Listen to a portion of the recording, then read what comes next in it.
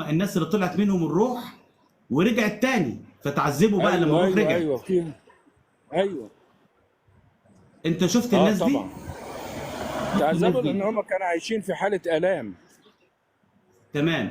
يعني ايوه انت حضرتك شفت الناس اللي موجوده. طلعت منهم الروح ورجعت دخلت تاني الجسد.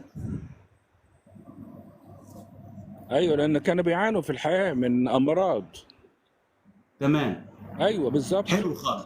بحترم الاخر مهما يكن هذا الانسان قدامي، واخد بالك انا بحترمه، واخد بالك مهما يلزم. فانا ليا مبدا في الحياه، واخد بالك هتيجي خدت تقول لي بالك يا فلان نور؟ وعلان، الراجل ده انا يا لا نور، الراجل ده ابدا يا في نور، حياتي. يا انا نور. لا ابدا في ايوه. حياتي مش عارف اقول لك ايه يعني.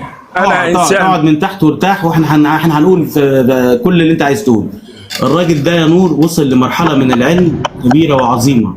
ليه بقى؟ ليه؟ لان هو قعد مع ناس طلعت منهم الروح من الجسد وبعد كده رجعت امم. تاني. امم.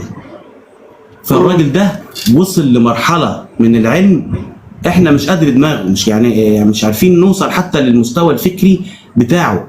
ده واحد بقول لك قعد مع ناس طلعت منهم الروح ورجعت. متخيله يا نور؟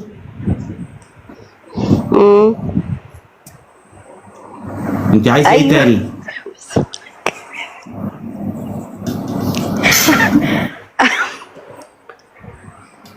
انا هكلمك على الماسنجر.